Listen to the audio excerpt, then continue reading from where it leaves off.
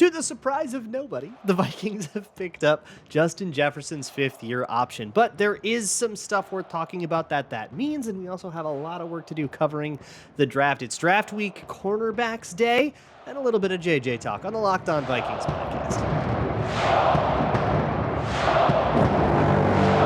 You like that on 3, 1, 2, 3, you like it! You are Locked On Vikings, your daily Minnesota Vikings podcast. Part of the Locked On Podcast Network, your team every day. Hello, everybody. Welcome to the Locked On Vikings podcast, part of the Locked On Podcast Network, your team every day. As always, I am your host, your pal, and the kid you copied off in math class. My name is Luke Braun. You can find me on Twitter at Luke Braun NFL. You can find the show on Twitter at Locked On Vikings. Thank you so much for making Locked On Vikings your first listen of the day, and a special shout out to my hashtag Everydayers. Sound off wherever you can. You can find this show wherever you find your favorite podcasts, including YouTube and maybe even Amazon Fire or Roku. Just download the Locked On Minnesota Sports app. Today's cornerback day. Most of this show is going to be a review of the draft, cornerbacks in the NFL draft. We're going to go over all the guys. I've talked about a bunch of them. I've done entire episodes on some of these guys, so you can listen to that for more detail, but I'll do a quick review. But the titular issue, the thing about this episode that we should talk about first is Justin Jefferson getting his fifth-year option picked up. Now, that is not a surprising outcome to anybody, right? And that is a very much like as expected thing, part of the plan. But there are a couple of things to note here. A, what a great opportunity to just sit here and reflect on how lucky and blessed that we are to have a guy like Justin Jefferson in this organization. It is probably a sad day for many Minnesota sports fans. Timberwolves just got eliminated. The Wild loss fell behind 3-2. Rough day for Minnesota sports fans, so I think we all need this. All right, let's just take a minute, step outside our own bodies, zoom way out, and look at the lives we get to lead as people who get to cheer for Justin Jefferson every Sunday in the fall. What a blessing. What a great player he is. He is, I mean, I'm just going to start saying he's the best receiver in the league until like it becomes ridiculous to do so. And even when it's ridiculous to do so, I'm still going to hint at it. I'm just going to be a homer about it. And y'all are going to have to deal with that however you deal with it, but I invite you to join me in being an unreasonable homer about Justin Jefferson, even if like Jamar Chase eclipses him or whatever. I'm not going to admit that, and I don't have to. I love him. He's so smart. He's the athleticism is awesome, but I think what I've really come to appreciate in the last couple years is that he has taught me things about playing wide receiver just by playing. The way he releases, the way he sets up routes. You can watch him set up a route, and then you can look at the rest of the play. You can look at the other plays the Vikings ran in that game, or just even in general as staples, and you can start to piece together how he's setting things up, what he's thinking. And by doing so, you kind of start thinking that way. You start thinking, hey, maybe this route is supposed to be set up this way, and that's a really good way to do it. You start thinking more creatively about all of that stuff, which is so cool as a fan to have a player that's so advanced. He's like bringing fans who want to along with him just by being awesome. It rules. So here's a couple things you have to know about Justin Jefferson taking that fifth-year option. The actual value of the option is, to be precise, $19,743,000 in 2024. It would be a fully guaranteed $19,743,000. So round up to 20 mil. That now is on the books for 2024. Let's see if Over the Cap has it in the calculator yet. Otherwise, I'll enter it in myself. But that puts the Vikings cap space at, they do have it, $39,563,908 in projected 2024 cap space. So just under 40 mil in cap space. They still have a lot to do with that. They have to extend TJ Hawkinson. They have to, maybe a Justin Jefferson extension makes his number go up. It also could go down as part of an extension. If you fully guarantee money, you might be able to move that money around a little bit if you want. They probably won't do that, though. If anything, his cap hit his projected cap hit for 2024 will go up before it goes down as part of a potential restructure if they decide they wanted to do it that way, to make more money in 2024 if they wanted to. And I think that depends mostly on just how much they want to do in the 2024 class, because they got 40 mil left, right? And this is next year cap space. This has nothing to do with this year's cap space. This is 2024 cap space, and it's all projected based on a guess at what the cap will actually be, but usually over the cap can get within a couple mil of this. But yeah, you have a TJ Hawkinson extension to do, Danielle Hunter, Zadarius Smith. You've got those extensions to do if they want to do that, if they can get deals done with those guys. I also wouldn't sleep on Ezra Cleveland or KJ Osborne getting extended. I think the Vikings are pretty happy with Cleveland, and I think they're very happy with Osborne. So I think those guys could get extensions. And I think by actual week 1, we'll have a better sense for exactly how much cap space the Vikings are looking at next offseason.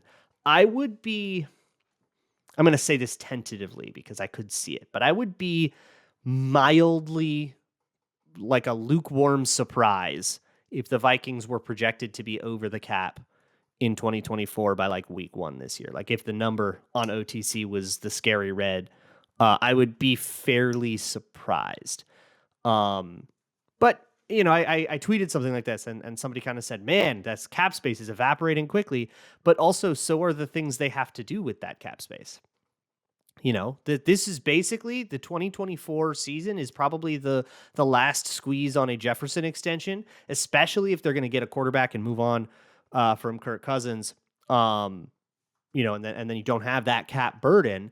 Then 25, 26, a lot less of that cap is spoken for, and a Jefferson extension becomes more about what is the number for those years, and then functionally what will the numbers be once we're actually in those years. Also it becomes an interesting question. So that's kind of where we're at. And then of course, with all of these extensions, how will that structure, like how flexible will that structure be? Will it be an extension that is built in bonus where you can't move any money around even if you wanted to? Or will it be in salary where you can move that money via restructure if you have to? Or will it be in bonuses? Or will it be something provisional, incentives? Where will that money exist? How much of it will be guaranteed and so on is also part of those questions that we will get to in the summer. But before that happens, I don't know if you heard, but the Vikings will probably be pretty busy this weekend. I don't think they get to sleep in for the next couple days, unfortunately, because there's an NFL draft and there are some cornerbacks coming out in it. And look, corner is probably the single after quarterback, and QB is its own demon, and we will handle that tomorrow. Corner is probably the most commonly mocked position to the Vikings, be it Deonte Banks, Cam Smith, Joey Porter, somebody else, somebody more ambitious, less ambitious, trading back, all of that stuff. Let's go into some of these guys, the guys that I've scouted at least, which is far from comprehensive, but I'll give you as many as I got. Let me toss a shout out to Built Bar, the best tasting protein bar on the planet.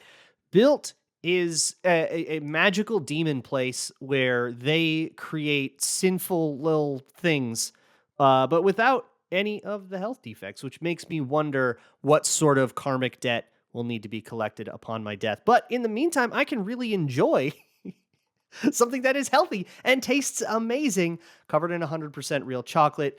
It's pretty sweet macros too. 130 calories, 4 grams of sugar, 17 grams of protein, low in fat and all that stuff as well, and tastes absolutely delicious. The flavors are insane for those kind of stats. Churro, peanut butter brownie, cookies and cream. And you can, of course, you could go to built.com, order a box of Built Bar, get it delivered directly to your door. That's always been the way. But if you don't want to wait, you can head to Sam's Club, Walmart. You can still get specialty flavors online as well. You can grab a 13-bar box or a 4-bar box, just like in person, and you can just have it right now if you have one of those near you. So you could go to Walmart or Sam's Club or Built.com and get yourself some Built Bar. Thank me later. Hey, thanks so much for making Locked On Vikings your first listen of the day. Here is the deal. Here's where we are at. The show is going to be live on Thursday. I've been telling you guys that a good bit, but if you are just now tuning in for the first time in a little while, I'm going to be live on Locked On Vikings YouTube. Come hang out. We'll react to draft stuff together. Also, you can join Kyle Krabs and Joe Marino and the Locked On NFL Scouting dudes, formerly the Draft dudes, on the Locked On NFL Scouting YouTube page. I might even pop into there after the Vikings pick, or if the Vikings do something crazy, I might pop in there and chit chat about it too. So you can catch me there. You can also catch the Ultimate Mock Draft Special. I'll tell you right now, you should listen to the whole thing. It's really cool. Also, I did something you might not agree with. I had a little bit of a hot take in it. You can go to the Locked On NFL Draft podcast feed on YouTube or wherever you listen to podcasts to find that. That is where all of us Locked On hosts did a mock draft together. So, the Panthers guys said, here's who the Panthers take. Texans guys said, here's who the Texans take, and so on. I was up at 23, and I got spicy. But for today, for right now, I'm talking cornerbacks. So, there are a lot of cornerbacks in this draft. It is a very deep class. Too deep for me. I couldn't get to all of them. That's my bad. But I can tell you about the ones I could get to. My favorite cornerback in this class is Illinois' Devon Witherspoon. A lot of people have Christian Gonzalez the best. My board, by the way, is built for the Vikings specifically. I will tell you why Gonzalez is lower on it than he would be on some more like national boards, but I still actually think Devon Witherspoon is just like 1-for-1, all things equal, the best corner in this class. I did a whole episode on being excited about him. I did a whole Patreon thing on being excited about him at patreon.com/LukeBraunNFL. It's very good. He's a bully for one. Very physical. He'll reroute guys, and that is a tool for corners to use. It's not just about sticking with people. It's not just about covering them like you're man-on-man in basketball and just kind of trying to mirror their movements. You want to screw up their timing. You want to just be a problem, be in the way, be a physical presence, and he can be successful at all of that stuff. But what I really like about Witherspoon is his shuffle step. So shuffle stepping is something corners do as sort of a flexibility option. It doesn't get you going backwards as fast as backpedaling. Obviously it doesn't get you going a certain way as fast as you would if you turn your hips and ran, but it sort of straddles that line where you can go from a shuffle step. It's like footwork wise, one of the steps that has your feet on the ground the most often, which means you are like that stepping cycle has the fewest spots in it where you can't plant in and then drive off in a different direction. So it gives you a chance to react to a lot more things and a lot more flexibility, but it's a little bit slower. But Witherspoon's shuffle step is so fast. He's just really good at that. It's a very specific, weird athleticism, and you can tell it's incredibly practiced and rehearsed.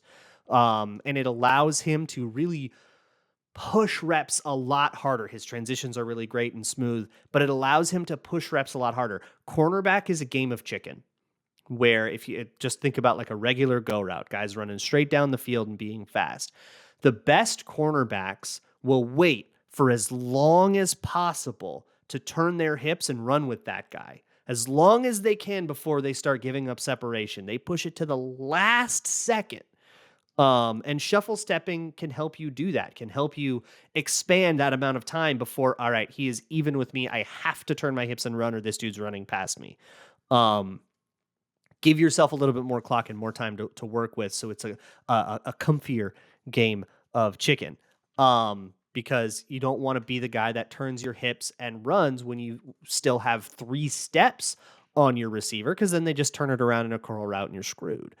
Witherspoon's excellent at that, and that's part of why I love him. My next corner for the Vikings is actually Joey Porter Jr., who some people actually have falling all the way to 23. By the way, I wouldn't trade up for any of these guys because of the depth of the class. It's just not necessary to. Even though there are guys like Christian Gonzalez could go in the top 5. It's just not necessary to make that kind of move, right? Joey Porter Jr., son of Joey Porter. My best comp for him is, I can't take credit for it. I forget who said it. But it's if Joey Porter's son played corner, like if Joey Porter Sr. had a son and that dude was a defensive back, he's the bully of bullies. I've never seen a corner this physical in my life. He will squeeze you through the sideline. You'll be running your route on your own bench. He will be so physical with you. And it has given him some penalties, and that's an issue. But I think you can teach him how to get away with stuff, or if he could dial it back just a little bit, he's just awesome. But I love how physical he is, and he has a lot of that same stuff where he has a full repertoire of steps. He can really stay with people. I love Joey Porter Jr. And then third on my list is Christian Gonzalez. Now, this is not as hot a take as it sounds like. All right. I don't think Christian Gonzalez is the third best. I think he's the second best corner in the class. From a neutral standpoint, or even like if I were a Seahawks podcast or an Eagles podcast, because they use more press bail, I would have Gonzalez number one with a bullet. So it's all just a scheme thing. He is not a scheme dependent corner, though. I want to be very clear about that. If he came to the Vikings and they asked him to play a bunch of press man, he'd be great at that. Absolutely, first round pick, starter, you'd be happy with it. No qualms there. But what his superpower is press bail. That means lining up in a press alignment, turning your hips right away and running. And there's a particular kind of talent to that because he doesn't lose to curls and comebacks when he is doing that. And that's very, very difficult. There are guys who made their living being just press bail guys. Josh Norman is the most famous example. He was only press bail cornerback, and that was his living. It's just how he played stuff, and he had a great career doing it. There's no shame. It's just a style. Gonzalez, I think, is that same style. The Vikings, in their cover 1 and their cover 0 with Brian Flores, just won't use a lot of that. So Christian Gonzalez's superpower would kind of be sitting on the bench. And that's not as good of a usage, but that doesn't mean I don't think he could be a starter and a really, really, really good player for the Vikings. We would just be getting a lesser version of him than somebody like the Eagles would be. So he should be an Eagle or he should be a Seahawk, and we can go pick someone else. It's okay. Next up on the list, by the way, I'm still in my pick at 23 tier. I would take any of those guys in the first round, of course, obviously. And the only thing preventing me from trading up is the existence of guys like Cam Smith. The thing about Cam Smith that jumped out the most to me was patience. He's a very, very patient corner. And it's another thing that I'm really looking for in terms of confidence. And it's interesting. As an aside, a Caleb Evans in college was great at this, did not do as well at this in the pros. And I think it's because they were changing the way he played a little bit. He was too grabby and they had to kind of dial that back. And I think he lost some confidence and he didn't play as aggressively in off coverage. What I want to see when you're in off coverage, which the Vikings will do a lot of off man coverage, when you are doing cover 0, which is very, very common family of blitzes for the Flores scheme, that means you have no safety help over the top. So you just cannot play press.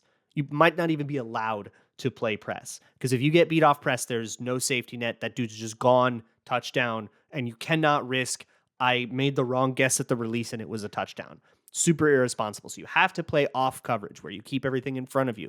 Play 10 yards back. See what the receiver is going to do and react accordingly to it. But when you play off coverage, when you play 10 yards back, the best corners do not continue to backpedal. They don't backpedal off of that off coverage alignment unless there is a specific yard line, like Zimmer had guys doing this sometimes, that there's a specific yard line. Oh, their routes love to break off at the 12 or at 12 yards. So 12 yards back, I'll backpedal, I'll align at 8 and, maybe I'll react to quick game or whatever, but then I'll back off to 12 and then I'll plant and I'll read from there. There might be that, but a lot of times it's just a thing that corners do when they're not confident. They just want to keep stuff in front of them, and they're coached to say, hey, if you don't feel this, give yourself enough cushion, give yourself enough space. Would rather have you give up a completion, go up and make the tackle than give up a touchdown and be chasing it, right? Cam Smith is very, very patient. I mean, he will push that. Again, a game of chicken. At what point do you break? At what point do you turn and start running? At what point do you start backpedaling when that receiver is coming, weight out over his toes, full sprint at you? How long do you wait before you react? Which is probably exactly what that wide receiver wants you to do before he breaks off his route to subvert that reaction. Cam Smith pushes it far, maybe even sometimes too far, but only sometimes does that bite him. Most of the time, it just puts him in a great position to react to those routes. I love how patient Cam Smith is as a corner. He's a very fearless corner. The problem is, and it's similar to a Caleb Evans, he's got the grabbies. And he's a better athlete than Evans testing wise, I believe. He's a great athlete, and you can see it on tape. There's a lot of stuff that's kind of on easy mode, and it helps him, I think, with that off coverage deal, because if you have, the recovery speed and the burst and stuff, you can afford to kind of be like, oops, I pushed that a little far. I waited a little too long before I reacted. Now I have to recover. And he can still maybe steal the rep. So that helps a lot. And I think he would be one of the top corners in this draft if it weren't for a really, really, really bad holding physicality problem, tons of flags. And it's an instinct too. It's anytime someone's getting by him, his hands go out just instinctually. Sometimes even when he's in phase with the guy, his hands are out around your waist. And it's really easy to tug. It's really easy to get mistaken for tugging, and you didn't tug, but you get the flag for tugging anyways. That is just something he's just got to put his hands in his pockets, and I think he'll be a much better corner. But like, if you put his hands in his, like, he doesn't need those hands to do what he needs to do. Everything is in place for him to win the rep anyways. It's just a bad habit because you get away with it more in college, but he didn't. I am not even done with my pick at 23 tier. I like that many corners in this class, and there's probably a favorite of yours that I have not said. Don't worry, I'm getting to him. So yeah, let's keep trucking along. Moving on here on this cornerback review episode of the Locked On Vikings podcast. I'm gonna have to rip through a lot of these guys. I only have a few more that I actually watched, and then some other takes on guys that I just sort of read a scouting report on that I won't get into today. But the last guy in my pick at 23 tier, so I'm still in guys that I would gladly take in the first round at 23 if things fell in such a way, is Deonte Banks. Deonte Banks out of Maryland, super, super, super athletic, good corner. Some people even have him as CB2, and I get it. I don't have him here because I have about 4 or 5 different little nitpicks about the way that he does his technique. The way he aligns, he will often align on a very narrow base with his feet very close together. And then at the snap, he'll widen that base, which wastes very, very valuable time. He'll come up in press, and the receiver will be able to get into his face. Where instead of taking 2 steps to widen your stance back out, those could have been 2 backpedal steps to preserve your cushion. That is really, really vital in press. That kind of stuff can get him beat. He's got a little bit of a panic thing where if he is in the wrong place, if the receiver doesn't do what he thinks they're going to do, he can just kind of flip out and lose his mind. And he tackled a guy once. He'll go crazy with the ball coming his way sometimes and get flagged. So there's a little bit of a just discomfort. And I think that bugs me more than anything, where it's just this sort of, there are moments where he just looks uncomfortable at the position.